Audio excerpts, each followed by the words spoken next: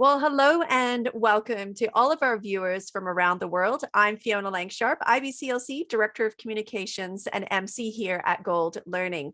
Welcome to all of you joining us here today. We are back talking about our upcoming Gold Lactation Conference 2022.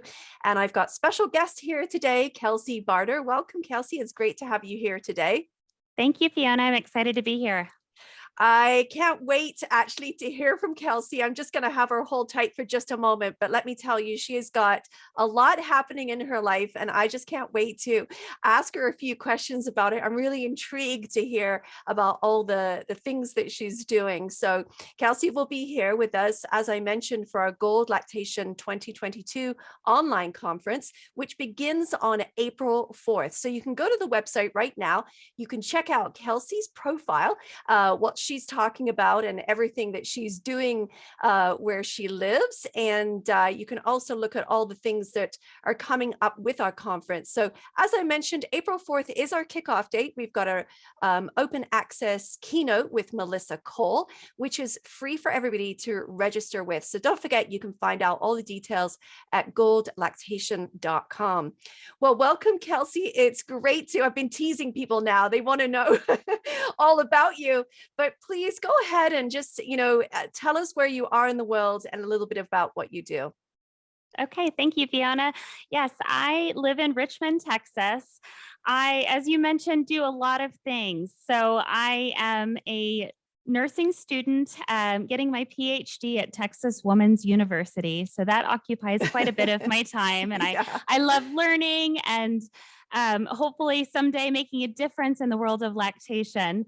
I also do several other part-time things. So I work in an outpatient lactation clinic doing lactation consulting. I'm a clinical nursing instructor with nursing students that are getting their BSNs. So I work with them in their pediatric clinicals, their maternal child health clinicals. So I really enjoy learning with students and helping them learn and become nurses someday.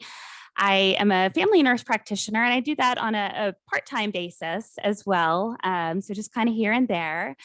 And other than that, I occupy my time spending time with my family. So my husband and I have two young children, so they keep me very busy as well.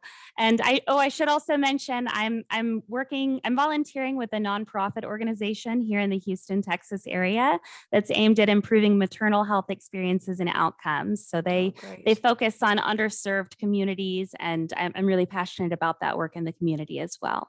Wow, that's amazing. Well, it sounds like your plate is full, but it just sounds like you have an abundance of energy, and it all sort of comes together with all these part-time things and adventures that you're doing, including your doctorate. And we were talking a little bit earlier about how I was sort of nerding out a little bit when I started learning more about what you do. So you're doing your doctorate of philosophy in nursing science, and as you mentioned, that's at the Texas Women's University. But this is the thing that really intrigued me, with a primary research interest in lactation. So Kelsie, do you want to share with us how that's all tied together and what sort of some of your experiences have been so far in sort of the research and philosophy components? Yeah, I am also a nerd about those types of things, just like you, just like you. So my interest, so I was joking with a classmate the other day. I'm like, every single class we have, it's about all these different topics, and I relate them all to breastfeeding and lactation because I just love to talk about it. But I am interested in access to lactation care and equity in that access. I'm interested in empowering people to meet their infant feeding goals and really having people have the type of support that's both ethical and helps them be satisfied with their lactation experiences. Because if they're satisfied with their experiences, they're more likely to want to do it, of course. Right. So just all of those concepts and learning about the theory and the philosophy, feminist pragmatism, and just learning from all these researchers and other scholars and just getting to dive deep into the literature has been fascinating. I've enjoyed every second of it. And I really am so blessed to be able to focus all my energies. They're all kind of different topics, but it's all towards the same the same passion in my life. So I'm so blessed. Oh, that's wonderful. Yeah, when you were talking about your students as well, and I was thinking, I can just see Kelsie. She's talking to her nursing students, and she's tying it all back to breastfeeding. I'm pretty sure of it. I So do. I think this runs true, like in your, in your teaching life and in your professional learning life. It sounds like that's just what you do. And of course, I think this is where we're nerding out together. It's, I unapologetically, when I'm speaking to everybody, tie everything back to, the beginning of, when a newborn first arrives here and the value and importance. But also I do just really appreciate, that equitable piece that has been missed for so long, and it doesn't always get spoken about, and how do we make a difference? And, in each of our communities, wherever we are in the world, there is always people that need to be reached. There's always people that are underserved and people that get missed altogether. And so, yeah, it gives me goosebumps, and it drives me when I hear you're doing it and other people are doing it. It makes me think about the next conversation I'm going to have with a colleague, and I can imagine that sort of happens for you too, working with a not-for-profit. Mhm. You've got opportunity to share this work with, colleagues alike. Many colleagues in your area who get on board with you, Kelsie?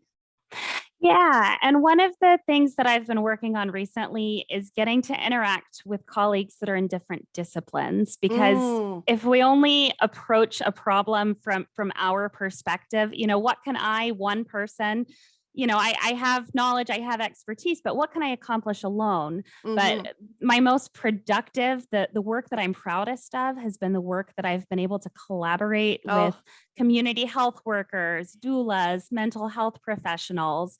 I'm working with someone else now on maybe getting some funding for some of this lactation support to underserved communities. So working with like insurance professionals, and it's mhm. just so fulfilling and just very exciting to me. So yeah. That's so good. That's just awesome. Yeah, I think it's great when we can come together and collaborate. And you know what? This is something that has rung true for our conference this year. It's been the strongest theme. So we even have a panel this year that's talking about collaborating and how to help, IBCLCs, those that work in the field of lactation, how to better collaborate, how to follow through, how to mentor, how to sit with others and follow up and reach those people in their community, because doesn't always come naturally. It's not always available. Some of our families don't have the resources to go to other professionals, and so, but it is part of our responsibility to support them, and find ways to to get them to reach others. So yeah, I love this topic so much. So thank you. Unbeknownst, here we are on this common ground again. It's just fabulous. Just wonderful hearing from you. All right, so I guess we should talk about your topic, which is equally as geeky, when it comes to the nerd world of, lactation. And I know, already seeing a bit of a preview of your presentation. I know folks listening in today, they'll want to get on board and share some more with you. So ethical considerations for early postpartum lactation support. I know you're going to be taking us through some really sort of critical thinking, it looks like, but tell us a little bit more on what we should expect.